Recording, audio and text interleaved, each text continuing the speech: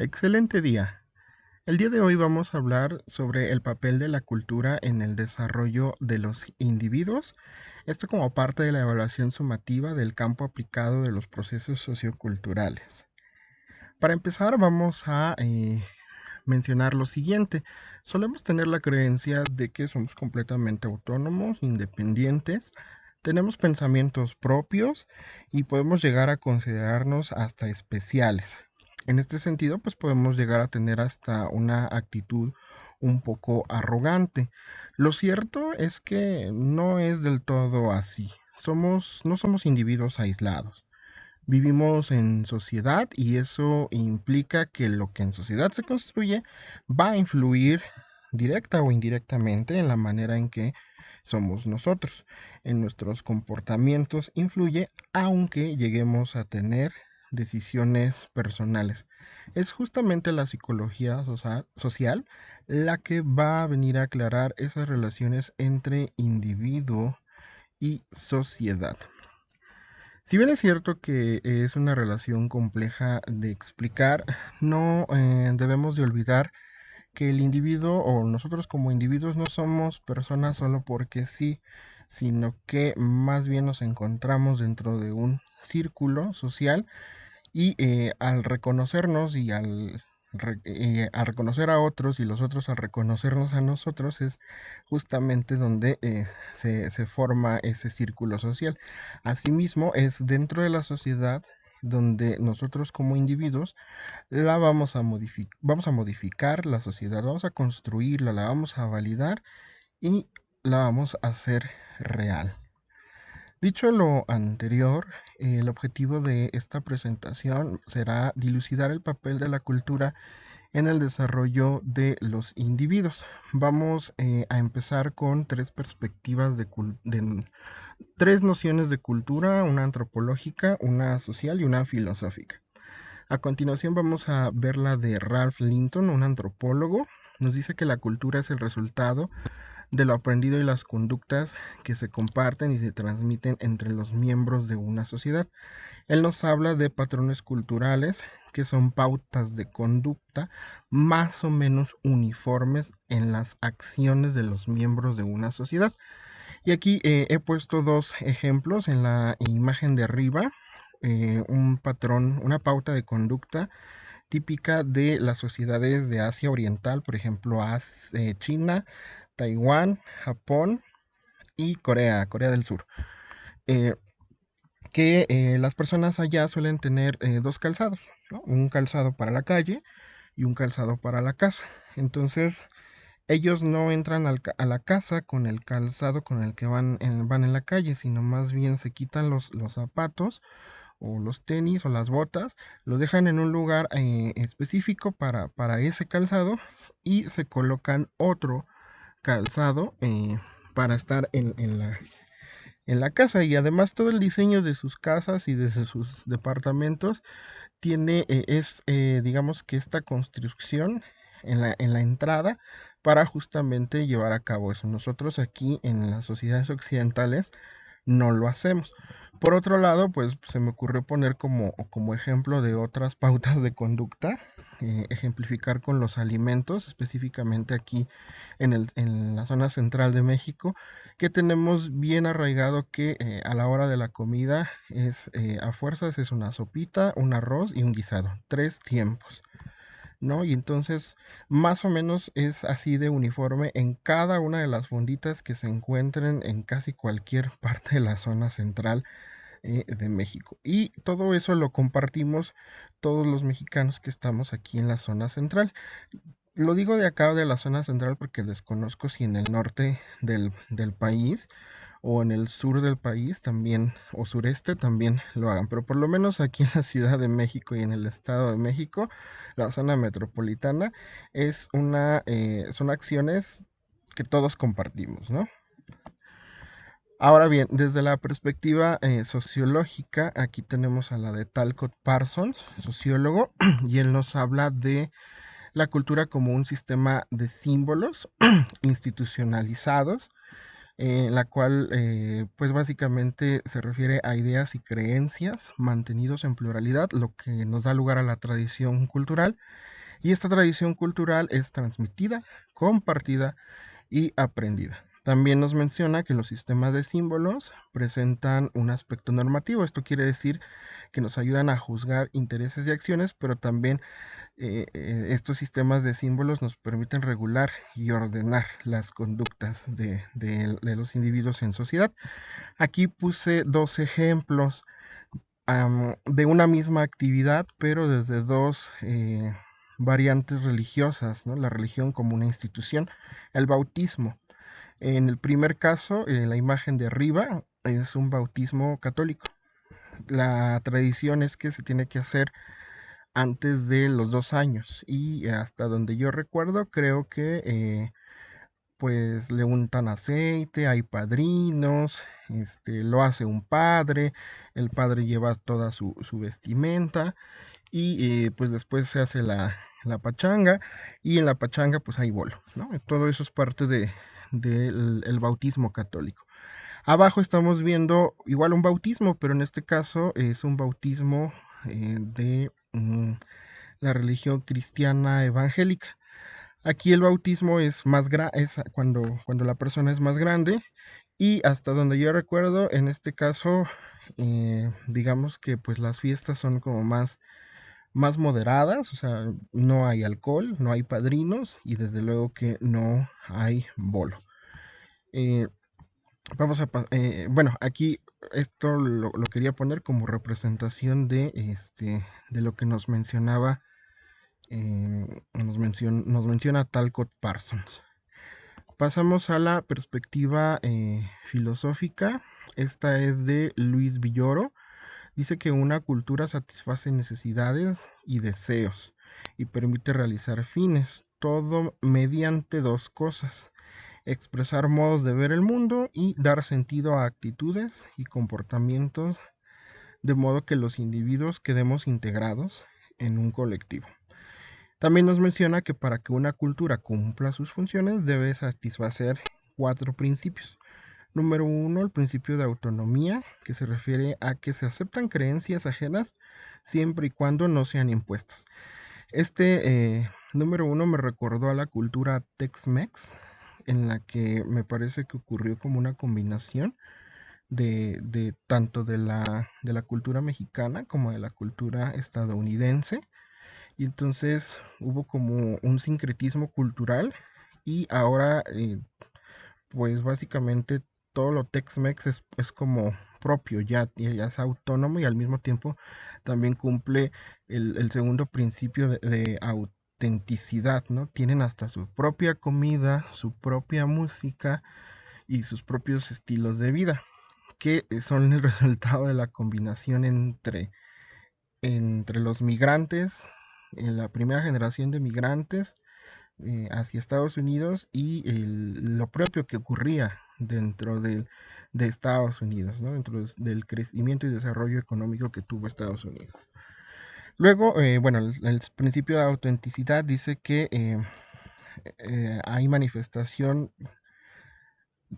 constante de deseos y actitudes y creencias y propósitos de los individuos y son adecuados a las necesidades de la comunidad que las produce, junto con el principio de sentido que se refiere al establecimiento de valores preferenciales. Me recordó a todo lo que representa la narcocultura, ¿no? Cómo hay valores dentro de los narcos, ¿no? De que no se tienen que traicionar, por ejemplo, y que si son traicionados, pues pelas, ¿no?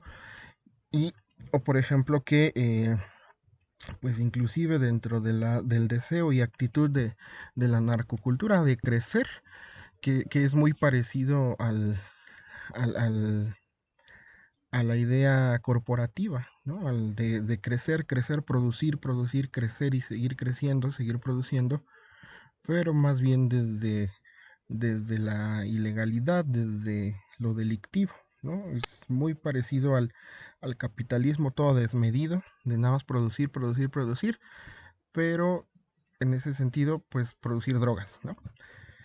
Y luego viene el propósito el principio de eficacia, que es el uso de medios que cada cultura debe poner en práctica para garantizar el cumplimiento de los fines elegidos. Aquí está pensando un poco como en la educación y en los fines de la educación, que uno de los fines de la educación es justamente formar seres humanos, formar personas y a estas personas transmitirles la cultura. Entonces, la educación en ese sentido, la educación formal, vendría a ser ese medio que nos dice el Luis Villoro. Y bueno, desde la psicología social, que es la cultura, pues se puede entender como cultura los valores y normas que se comparten los miembros de un grupo, y la cultura también como los modos de vivir o los modos de ser compartidos entre seres humanos. Nosotros tenemos una vida social que se fundamenta en el aprendizaje. Somos enseñados a comportarnos mediante ciertos patrones culturales y somos moldeados por los contextos en los que nos desarrollamos. La cultura a veces puede ser predictiva de la conducta que vamos a tener, aunque hay que tener cuidado en esto porque esto nos podría llevar a los estereotipos, que también se llaman tipologías predominantes de personalidad. Eh, Así pues existe una dialéctica cultura-personalidad que es heterogénea, y bueno, aquí estaba pensando en el moldeo de cómo se comportan los individuos según el contexto con dos imágenes, ¿no? En una pongo a lo que coloquialmente conocemos como godines, que son trabajadores de oficina, y pues ellos se comportan de cierta manera, ¿no? Como muy propia, muy esperando los viernes, esperando la quincena, peleándose casi siempre por el refrigerador que no cabe su lunch. Y por otro lado, puse a los que coloquialmente también llamamos como los chacas. Bueno, me acuerdo que antes les decían así, no sé ahora cómo les digan, pero estas personas pues que se monean, eh, se visten de cierta manera, se pintan el cabello de cierta manera, escuchan reggaetón, son adeptos a San Juditas Tadeo, y todos los 28 se van a la iglesia de San Hipólito, por allá en el centro, y los 28 de octubre es el mero día de fiesta. El desarrollo del ser humano desde lo sociocultural, debemos decir aquí que las personas nos desarrollamos siempre a lo largo de nuestra vida. El desarrollo no termina, por lo tanto, la idea de que solo los niños y los adolescentes están en una etapa del desarrollo es falsa. Eh, no somos, si bien es cierto que somos infantes, adolescentes o adultos de determinada manera, es siempre y cuando en un contexto histórico y sociocultural. Vamos a hablar ahora bien en este sentido, de los sistemas de Uri Bronfenbrenner. Él nos habla del microsistema, mesosistema, exosistema y macrosistema. En este sentido, nos habla de que los microsistemas son escenarios inmediatos, los mesosistemas son relaciones entre un escenario inmediato y otro que fueron inmediatos, los exosistemas son las afectaciones de los escenarios inmediatos a causa de otros, y los macrosistemas es donde está incrustado todo lo anterior. Aquí lo quise ejemplificar con mi caso, en que me he encontrado en diferentes microsistemas. Por ejemplo, antes estaba en el microsistema de que era universitario, sí, pero de la carrera de biología, pero de la Facultad de Ciencias, y además era adolescente. Cursé mi carrera de la adolescencia a joven adulto, y en ese tiempo pues era laboralmente inactivo. Y hoy estoy dentro de otros microsistemas, ¿no? Sigo siendo universitario, pero ahora esta es mi segunda carrera. Además ahora es a distancia, ahora es en la FES Iztacala, ahora soy un adulto en los 30 y soy laboralmente activo. Mis otros microsistemas serían el lugar de trabajo, mi familia, mis amigos, el hecho de que soy mexicano, pero del Estado de México, pero del municipio de Nezahualcóyotl, el hecho de que soy un adulto en los 30, dentro del llamado grupo de los millennials, pues también me hace ser parte de un microsistema. Y todos estos microsistemas están relacionados entre sí. Pasemos ahora a hablar de la relación desarrollo del individuo con la cultura con Bárbara Rogoff. El desarrollo del humano se da mediante la participación en actividades socioculturales y las actividades socioculturales cambian. Nosotros los seres humanos somos seres histórico-culturales, ya que pasamos por diferentes transiciones a lo largo de nuestra vida. Esas transiciones o bien pueden ser de meses a años en lo individual, a décadas y centenares o hasta milenios en sociedad. Lo que hoy somos está relacionado con las actividades socioculturales que hacemos. Aquí lo quise ejemplificar en el caso de, por ejemplo, los medios de producción, de cómo pasamos de los seres humanos en milenios, bueno, en lo que va desde que existe el ser humano hasta ahora 2022, ya casi 2023, hemos pasado de la esclavitud al feudalismo, al capitalismo y actualmente vamos hacia otro sistema en el que si bien antes el amo explotaba, luego el señor feudal explotaba, luego el capitalista explotaba, ahora más bien somos nosotros mismos los que nos estamos autoexplotando. Ese es un cambio sociocultural muy grande que está ocurriendo.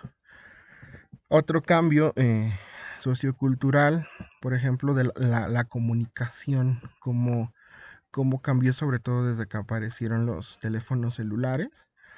Yo me acuerdo que cuando estaba en la secundaria, pues estaban estos Nokias chiquitos, ¿no? Que ya tenían jueguitos y tenían lucecita naranja, verde o azul. Y eso fue en el año 2001, 2002. Y bueno, hoy tenemos prácticamente una computadora poderosísima en nuestras manos, ¿no? La forma de comunicarnos también cambió. En ese tiempo utilizábamos los mensajes de texto corto y no hablamos de SMS, ¿no?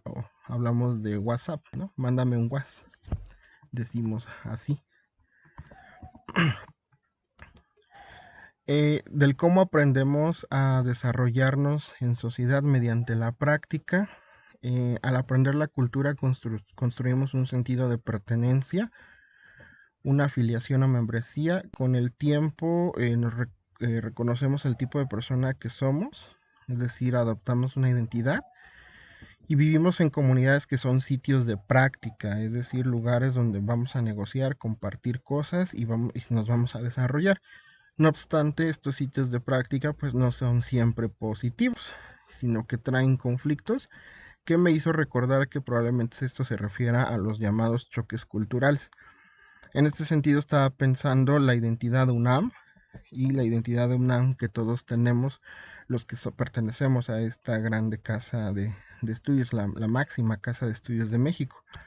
Pero también me hizo recordar que desde hace un par de años para acá está, vaya, la UNAM tiene este programa de igualdad de género, ¿no? Entonces, sí, yo me he dado cuenta que en redes sociales, pues como que provoca mucho choque, ¿no? A pesar de que todos somos universitarios y que hay un montón de gente que egresó de la universidad, parece que hay ciertas cosas sobre la igualdad de género que no todas las personas están de acuerdo, ¿no? De acuerdo. Y tan es así que puse esta imagen de violeta y oro, el hecho de que hay una simple palabra que representa un simple color haya cambiado en esta frase, ¿no? Azul y oro, tan característica de la identidad de los universitarios. Para muchas otras personas el hecho de que digas violeta y oro es como, no, lo cambiaste, ¿no? Genera conflictos, ¿no? Es a eso lo que se refiere, ¿no? Que estos sitios de práctica donde construimos la cultura, donde la aprendemos, no siempre son positivos. Como conclusiones, pues existen diferentes autores y posicionamientos teóricos que buscan comprender los procesos socioculturales. Sin embargo, es importante decir que no son excluyentes entre sí, sino más bien analizan a las sociedades y al ser humano en sociedades de diferentes aristas. Lo más interesante a destacar es cómo la cultura influye en el desarrollo como personas y en nuestro desarrollo psicológico. Y si bien somos individuos que tomamos nuestras propias decisiones, tenemos percepciones, sentimientos y emociones únicas, todo ello no se desarrolla en blanco, sino en un contexto el cual es aprendido. Eso quiere decir que es tomado, que es internalizado. Estas son algunas de las referencias para esta exposición y pues muchísimas gracias por llegar hasta acá.